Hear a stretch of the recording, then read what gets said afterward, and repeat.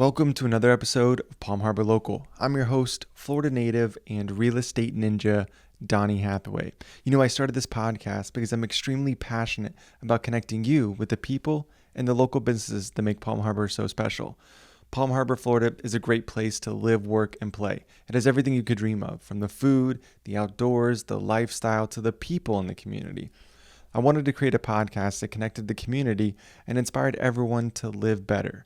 To join this community and stay up to date on all things Palm Harbor, visit my website. It's palmharborlocal.com and sign up there to join the locals.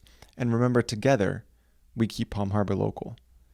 So welcome back to another podcast, another Palm Harbor Local episode. Today's podcast is just me. That's all you get today. Sorry if I disappointed anybody, but today we're talking about the real estate market and I just wanted to spend some time, spend a few minutes and give you guys an update on what's going on in the market and kind of what we can, kind of expect going forward, as much as we can predict that, which, at the end of the day, we really can't predict what's going to happen, but we'll take a look at the numbers and see what's happening. Obviously, there's been a shift in the market over the last 6 months. Which is a good thing, right? So there's going to be three numbers that we're really going to focus on, and that's the amount of inventory, the month's supply of inventory, the median home price, and the home sales, the number of home sales in the market. So we're strictly looking at Palm Harbor.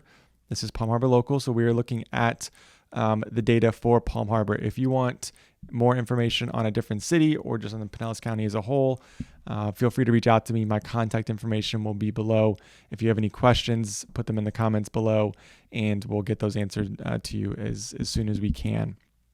So let's talk about inventory to start off with. Inventory for Palm Harbor is 2.1 months, which has been increasing, like I said, over the last probably 6 months or so. That number has slowly gone up, which is good. 2.1 months. We're still in that seller's market.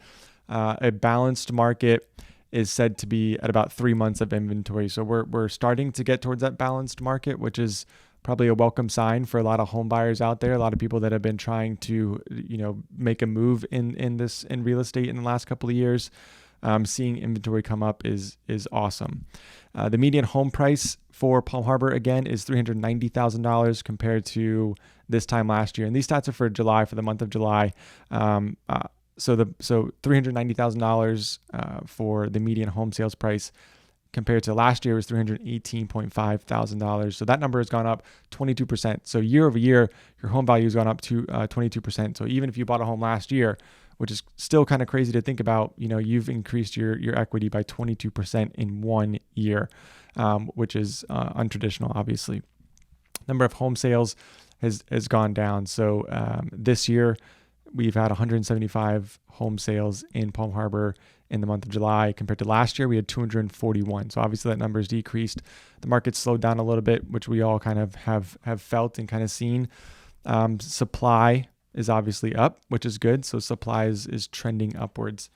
Now the big question is, how does this affect buyers? How does this affect sellers? Is it a good time to buy? Is it a good time to sell? Those are traditionally all the questions that are always, going to be asked when we're talking about the market and people transacting and trying to make a move and trying to be smart financially with those decisions as well. So it's always good to kind of look at the whole picture and then kind of try to predict like what you think is going to happen in the next, 3 to 5 years. But it's also, on top of that, it's also important to understand what your goals are for real estate. Like, are you trying to be in this home for 2-3 years, or are you trying to be in this home for 10-15 years?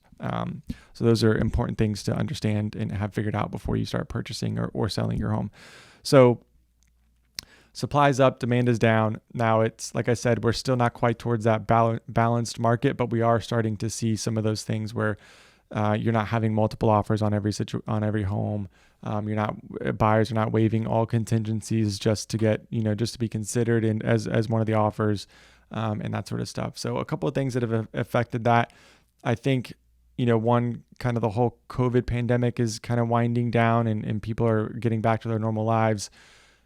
Traveling over the summer and stuff, I think that slowed things down a lot over the summer where families were just taking their vacations, right? And not worrying about, buying a home or moving at that point. They wanted just to kind of take a break from everything that's happened in the last couple of years and take that family vacation. Interest rates, obviously the interest rates have been increasing over the last 6 months, 8 months.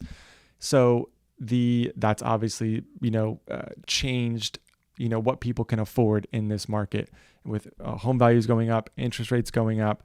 Some buyers are not able to afford what they once were, 6 months, a year ago. And so that changes whether they are, able to buy a home, or they have to kind of wait until they save up some more money, or interest or prices change or something along those lines. So that's helped like slow that demand down, which has allowed that inventory to come up and kind of balance out the market a little bit. So it all comes down to supply and demand. Like if we're tracking that, trying to figure out like, where the demand is coming from, where supply is coming from, then we can have a pretty good idea of what to kind of expect going forward. For buyers in this market, it's great because you have more options. It's still, like I said, it's still a seller's market. So you're still not having tons of options, but you do have more options, and the options that are available, you're not having to compete against, several other home buyers as well. And, raising your purchase price, waiving inspection contingencies, appraisal contingencies. You're not having to do that anymore. In some cases, there are homes that are getting multiple offers, but for the most part, that's not happening as much. Sellers on the seller side, now there's more competition, right? So pricing your home, marketing your home for sale, hiring the right agent for you is going to be extremely important going forward, because if you don't, and we're seeing this a lot, if you don't have your home priced, it's going to sit. The buyers are kind of maxed out at their budget and what they can afford and what they're willing to pay for. And they are noticing that as well, that their homes are sitting on the market.